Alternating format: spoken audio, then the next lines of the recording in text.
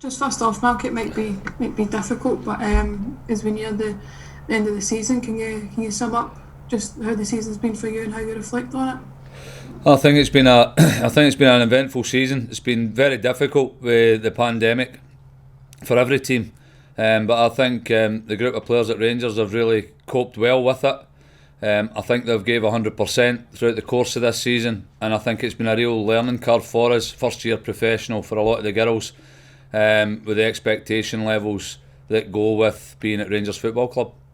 And just on Sunday, it's a bit of a weird one because obviously if Celtic win and you guys win, essentially they win the title, which is, a bit of a, like I said, a bit of a weird one. Is Sunday still all about winning for you because there's a chance at a European football there if they Yeah, happen to don't win? Colin, nothing changes with us here. We've set out with a goal to try and maximise the amount of points that we can get in a season and try and win the league. We find ourselves not in that situation, but it doesn't matter. Irrelevant to what I've just said there. We're every game that we play, and none more so than Sunday, we'll get there with the sole intention of getting a good performance level from the girls and gaining 3 points. And just a quick one for the last one. Should we see Megan Bell and Demi Vance back for the new season with their injuries? Yep, yep, definitely. Megan's probably, fit just now. But as we said before, it's more about the welfare of the player that we're concerned with, and that she's a young girl and she's got longevity in her career. So there's no way that we'll take a chance on any player at all. We wouldn't do that, We've got a squad of players there that we can utilise anyway. But yeah, and Demi Vance's ACL rehabs has been absolutely phenomenal. It's been striking the strides that she's taken to progress to the level she's at. I think she's actually took her medical department by surprise. No surprise to me and to probably our fellow players that's run about her. She's an absolutely relentless character who just wants to play football and win. So yeah, we'll be really looking forward to Megan Bell, Demi Vance coming back next season, and obviously we've got Kirsty Howitt as well, who'll be a wee bit longer than that, probably be nearer Christmas before she comes back into the fold. Just in terms of Sunday, how do you approach it as the coach? I mean, do you keep one eye on results elsewhere and try and keep the girls focused on the game, or will you be updating the girls on what's happening events at Motherwell? No, we'll just play the game. It's first and foremost we need to take care of our business, and certainly this season's been a real learning one for us all, and we'll reflect on it, we'll analyse it. But no, Sunday's game's about us going out onto that park and getting the performance levels up, playing to the style of play that we want to play, dominating the ball, being relentless, and taking more chances and getting 3 points. You mentioned it's a learning curve. In terms of the season as a whole, in terms of the outcome, can you look at it and say that if you don't qualify for Europe or don't win the title, can you be harsh on the girls and harsh on yourself and say that's a failure? Or because of the pandemic and because of everything involved, do you just see it as that one step closer to where you want to be? I think first and foremost, Ronnie, we're not looking for any excuses. I think everybody this year in the league has seen that the way that we've played. We've dominated the majority of games, even the Celtic games where we gained no points. I'm not hiding for anything here because, in my opinion, we should have got something out of those games. We didn't, so I'll just need to dry my eyes and work out why did that happen. Which we've had several staff meetings where we've looked at our style of play and what return did we get out of that. But certainly there'll be, going into next year, then the learning bit that we've got from that is that we must take care of those big games. It's sure that it's great that we've got the possession stats there.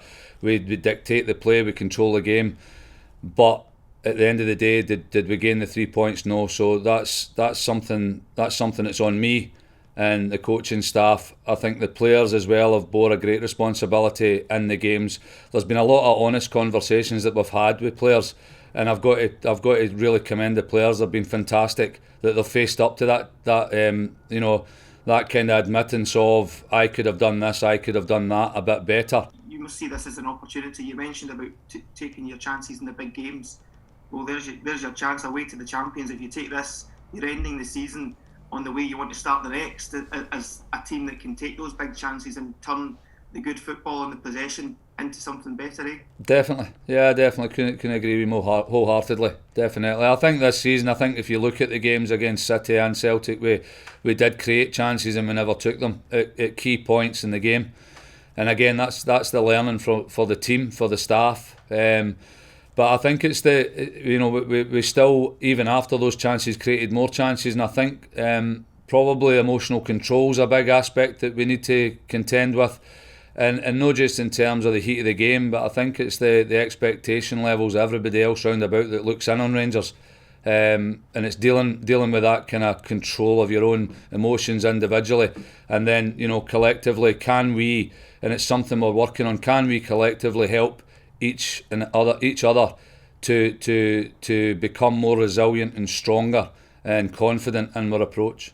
Have you had to put quite a lot of resources into I would say even nursing people through this first season, simply to cope with that professional environment?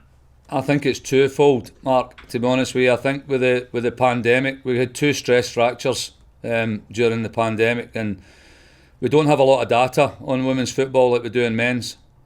So we're kind of handicapped in that sense, that we're kind of in the unknown, and we're slowly but surely getting more data to go from. But yeah, the load in training is different, as you know. Part time, if you're working all day and then you're training at night time, it's a different scenario where you're coming in and you're training full time every day. But I guess that for me sitting here, the progress that they've made and the understanding that they've got about living your life properly away from the football is absolutely paramount to becoming a top elite athlete. And it takes time. We talk in here about 30 days creates a habit, and we have amidst our group players who are absolutely tuned in to becoming a full-time professional.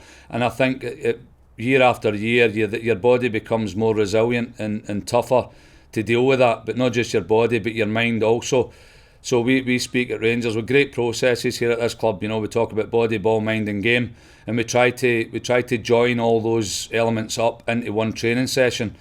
And it's a difficult process. It's a long process. It's not something that could be done overnight. That's why you'll when you're talking to any Rangers staff member or any Rangers player, you'll see a confident individual, because we all trust in what we're about here, and I think the future's going to look good for us. How proud are you to have so many Rangers players in there and another Rangers player added to the national team? Yeah, extremely proud. I think it's something that if you look at the game last night, we watched the game last night, against Holland. I think every football player that's out there, male or female, wants to represent their country and get that stage as well. Great for us at Rangers Football Club, because it's given the girls international experience, which can only help our team domestically. I think on Sunday we saw like a new formation. There was players who moved around maybe a little bit more. There was more tens, and I think you discussed that as well. But how did you feel that the new formation went, and were you quite happy with how things went in what you wanted? Yeah, I think you would have probably seen, had we not had the pandemic, it would have gave us time to work in terms of shape and structure, both in and out of possession. So maybe it's really all about your team, and whatever team that you're going to put out, what's the best shape for your team, given the players that you have. So again, we're always looking to make sure that we have solutions to any problems that we face. So none more so than we'll have against City at the weekend there. So right now, we'll tinker and we'll tweak a bit, but we're probably next season we'll delve more into that kind of shape.